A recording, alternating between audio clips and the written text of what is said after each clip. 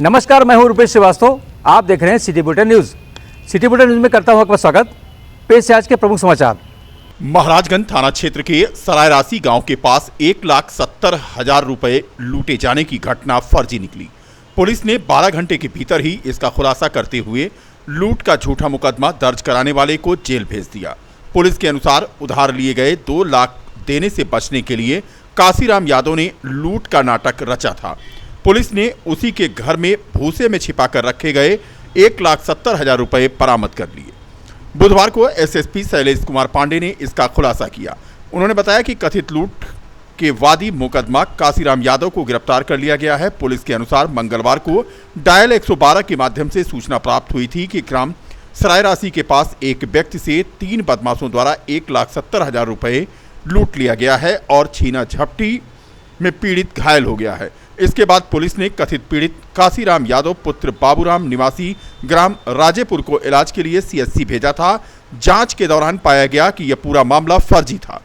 और कल थाना महाराजगंज क्षेत्र में सरायरासी और राजेपुर के बीच में एक लूट की सूचना 1,70,000 की लूट की सूचना काशीराम यादव नाम के व्यक्ति जो राजेपुर का रहने वाला है और बैंक में लोगों को लोन दिलाने के नाम पर उनसे कमीशन खोरी का काम करता है, उसके द्वारा ये सूचना दी गई कि 3 बदमाश मोटरसाइकिल पर आए और उसको जो है मारपीट करके कट्टे के बट से उसके साथ मारपीट करके 1,70,000 जो उसने बैंक से निकाले थे उसको लूट ले गए।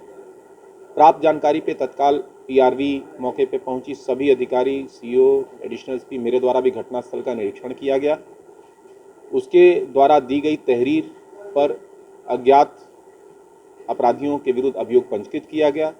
परंतु इस घटना में जब अनावरण के लिए पुलिस टीमों ने काम किया तो यह पता चला कि इसके साथ लूट की कोई घटना नहीं हुई थी। इसने स्वयं इस घटना की संरचना रची थी और इसके 2 लाख रुपए एक व्यक्ति से उधार थे, जिसको ये पूरी कहानी रच के उसने फ़ोन करके बुलाया था कि आज तुम्हारे पैसे मैं दे दूंगा।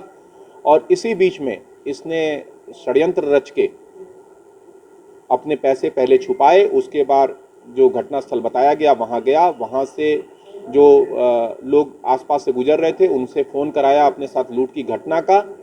साथ ही साथ एक व्यक्ति द्वारा जिस व्यक्ति से उधार लिया था उसके मोबाइल नंबर पे भी फ़ोन कराया है कि इसके साथ लूट हो गई है, जो उसी का पैसा देने जा रहा था और उसके साथ लूट हो गई है। भगवान रामलला का मंदिर निर्माण कार्य प्रगति पर है। 1 जून को भगवान रामलला के गर्भगृह का निर्माण कार्य प्रारंभ हो जाएगा। इसमें सीएम योगी आदित्यनाथ भी मौजूद रहेंगे और रामलला के गर्भगृह के मंदिर निर्माण के प्रथम शिला का पूजन करेंगे। इसके लिए वैदिक ब्राह्मण 1 जून को सुबह 5 बजे से राम जन्मभूमि परिसर में पूजन शुरू करेंगे, जिसकी तैयारी तेजी के साथ की जा रही है और मुख्यमंत्री की अगवानी में भगवान रामलला के गर्भगृह में तराशे गए पत्थरों से निर्माण कार्य शुरू होगा। उसके पहले प्रथम पत्थर का पूजन अर्चन किया जाएगा। पूजन अर्चन अभिजीत मुहूर्त के शुभ संयोग पर किया जाएगा। श्री राम जन्मभूमि तीर्थ क्षेत्र ट्रस्ट के सदस्य कामेश्वर चौपाल के अनुसार 1 जून को सुबह 9 बजे से 11 बजे तक अभिजीत मुहूर्त में मुख्यमंत्री स्वयं राम जन्मभूमि परिसर में मौजूद रहेंगे और वहीं पर रामलला के मंदिर के गर्भगृह की बुनियाद रखेंगे। मंदिर निर्माण के लिए प्लिंथ निर्माण कार्य 1 सितंबर तक पूरा होने की संभावना है, लेकिन रामलला के मंदिर निर्माण के लिए बनाए जा रहे गर्भगृह स्थल पर लगभग 5 लेयर ग्रेनाइट पत्थर बिछाई जा चुकी है।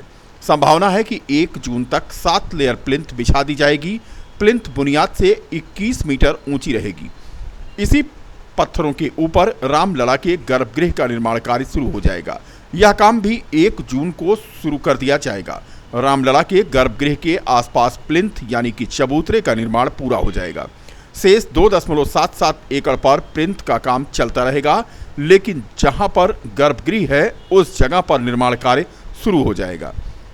मिर्जापुर के बलुआ पत्थर और उसके ऊपर ग्रेनाइट पत्थरों की कोटिंग करते हुए बुनियाद से 21 मीटर ऊंचा प्लिंथ बनाया जा रहा है। इस कार्य में लगभग 17,000 पत्थर लगाए जाने हैं, जिनमें अब तक 6500 पत्थर लगाए जा चुके हैं। इस चबूतरे का निर्माण अगस्त माह तक होने की संभावना है, लेकिन इस दरमियान तरासे गए पत्थर से मंदिर निर्माण का कार्य भी प्रारंभ कर दिया जाएगा और गर्भगृह स्थल के आसपास 21 फुट ऊंचा प्लिंथ का निर्माण शुरू कर दिया जाएगा, जहां पर भगवान के गर्भगृह का निर्माण शुरू होगा। गर्भगृह निर्माण के लिए अभिजीत मुहूर्त रखा गया है। राम मंदिर के चबूतरे को तैयार किए जाने के साथ तरासे गए पत्थरों से मंदिर निर्माण कार्य प्रारंभ होगा। सूत्रों की माने तो सूबे के मुखिया सीएम योगी आदित्यनाथ इस रामलला के गर्भगृह के निर्माण के पूर्व होने वाली पूजा में भाग लेंगे। बहुत प्रसन्नता है कि मुख्यमंत्री जी आएंगे और उसका पिलर का जो आगे का काम है, नींव बन गई है, नींव के ऊपर के पत्थर रखे जाएंगे जो गर्भगृह से शुरू होगा। उस दिन यह ज्येष्ठ का शुक्ल पक्ष है और बुधवार दिन है और द्वितीया तिथि है, अमृत योग है, सर्वार्थ सिद्ध योग है और साथ ही साथ दुर्लभ संध योग है। ये सारे जो मुहूर्त हैं वो है 1 तारीख को बहुत ही उत्तम है, बहुत ही श्रेष्ठ है। इसलिए इस दिन जो भी कार्य किया जाएगा वो निर्विघ्न पूर्वक होगा, किसी प्रकार कोई बाधा उसमें नहीं आएगी। इसीलिए 1 तारीख को रखा गया है। 1 तारीख को उसका जो ऊपर का या नीचे का जो भाग है बन गया, ऊपर का भाग जो है वो बनना शुरू हो जाएगा, पिलर जिसे कहते हैं, और यह गर्भगृह से शुरू होगा। गर्भगृह का कार्य जो है ये प्रारंभ होगा गर्भगृह से। बाकी जितने भी पूरा मंदिर है वो भी ऊपर उठेगा। राष्ट्रीय पिछड़ा वर्ग मोर्चा के बैनर तले बुधवार को कई संगठनों ने विभिन्न मुद्दों को लेकर धरना दिया। धरने के जरिए जातिगत आधारित जनगणना, ईवीएम समेत तमाम मुद्दे उठाए गए। भारतीय युवा मोर्चा के प्रदेश अध्यक्ष सुभाष नागवंशी ने कहा कि तमाम मुद्दों को लेकर भारत बंद का राष्ट्रीय आह्वान है, जिसके तहत यहां धरना दिया जा रहा है। उन्होंने कहा कि सरकारी विभागों का निजीकरण घातक है। उन्होंने यह भी कहा कि कर्मचारियों की पुरानी पेंशन, बेरोजगारी और ईवीएम व जातिगत आधार पर जनगणना की मांग की जा रही है। राशन कार्ड के मुद्दे पर सरकार के रवैये को लेकर बुधवार को कांग्रेसी सड़क पर उतरे। सरकार पर तानाशाही का आरोप लगाकर प्रदर्शन किया। ईदगाह के निकट से निकले कांग्रेसियों को रोडवेज के पास पुलिस ने रोक लिया। इसके बाद एसडीएम ने यहां आकर उनका ज्ञापन लिया। कांग्रेस के महानगर अध्यक्ष वेद सिंह कमल ने कहा कि योगी और मोदी की सरकार सिर्फ वोट की राजनीति करती है। चुनाव के समय जो लोग इसके द्वारा पात्र बताए गए, चुनाव खत्म होते ही उनकी रिकवरी का आदेश सरकार ने दिया। सरकार को तुरंत उन व्यक्तियों का राशन कार्ड बहाल कर देना चाहिए जिन्होंने घबराकर अपना राशन कार्ड सिलेंडर कर दिया है। वेद सिंह कमल ने कहा कि इस मामले पर सरकार बड़ा खेल कर रही है। जिला प्रवक्ता सुनील कृष्ण गौतम ने बताया कि इस प्रदर्शन में जिला उपाध्यक्ष विजय पांडे, रामेंद्र त्रिपाठी, प्रवीण श्रीवास्तव, उमेश उपाध्याय, ब्रजेश रावत, बसंत कुमार मिश्रा, राम सागर रावत, राजकुमार मौर्य, अनिल तिवारी आदि शामिल रहे। पत्नी के मायके चले जाने पर युवक ने फांसी लगाकर आत्महत्या कर ली।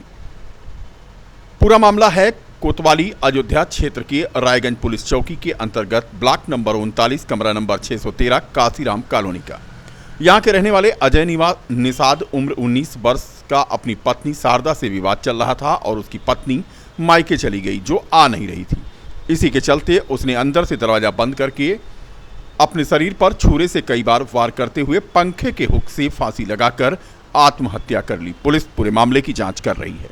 अजय किस कारण से उसने फांसी लगाया है? फांसी लगाया कि जो हमरे संध्या शादी पर ही रही के परसों, कल शादी रही, परसों गए के मुआ का वहीं से जो बाटे इनका वाइफ भाग गए के सुने है तो यहाँ का आए के गए 10 नगर तक हियरिया है। फिर लगे हमरे लगे ऊपर गए के, वो तो ऊपर बैठी रहा, हमसे पूछी नहीं। तो हम कहन भैया जो पता ना हमका कब कहाँ गए, तो ऊपर से नीचे उतरे है। अब नीचे उतरे तो फिर ऊपर हम ऊपर रह गए ना, हम सोचे घर सोत हुए अपन रोज सोई जाता रही सारे उधर जबन के। अब हम ना जाने के कुल करिए तो मारन धरा कराने के। अब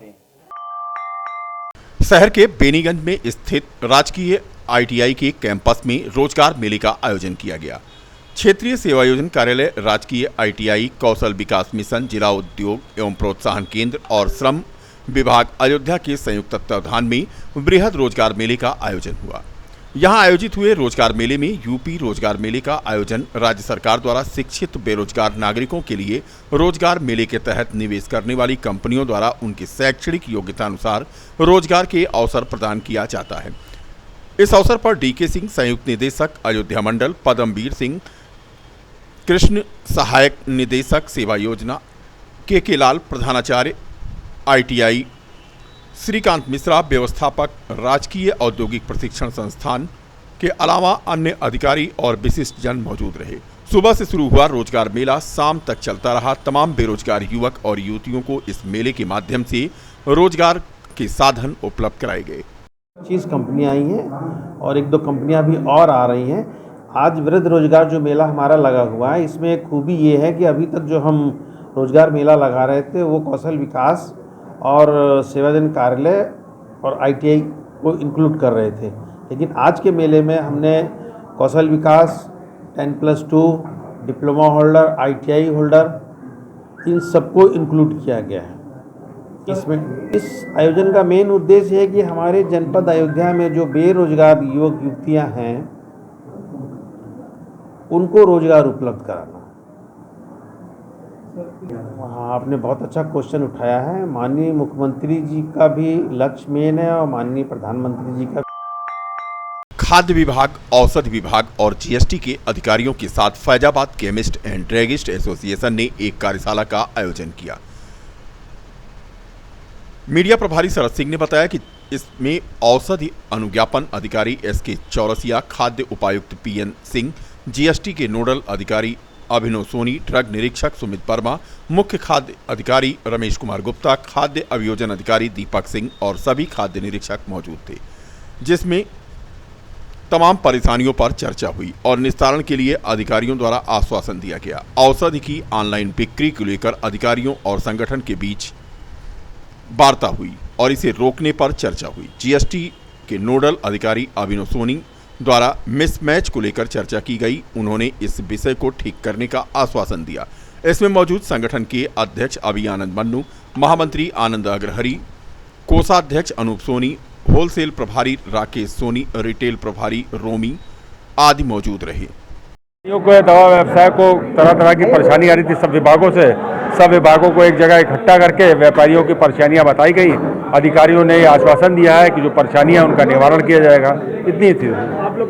हम लोग चाहते हैं कि जो ऑनलाइन व्यापार चल रहा है, जो इलीगल व्यापार चल रहा है, जिनके टीवी बड़े बड़े विज्ञापन आ रहे हैं करोड़ों अरबों रुपए के, उनसे एक दुकानदार, छोटा दुकानदार कैसे कंपटीशन करेगा। तो ऑनलाइन विभाग पूरा जो है वो अवैध है। इसका किसी तरह का प्रोविजन ड्रग एक्ट में नहीं है।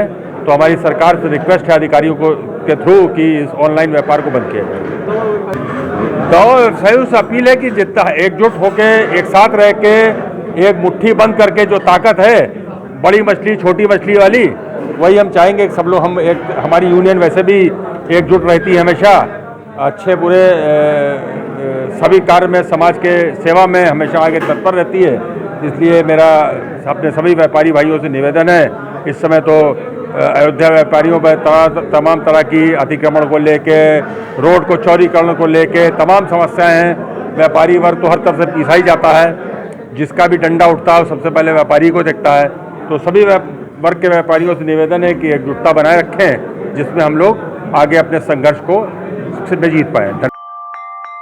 शहर के रायबरेली रोड पर बाबा धर्मकाटे के पास बिजली के खंभे में करंट उतरने से एक गाय की करंट लगने से मौत हो गई।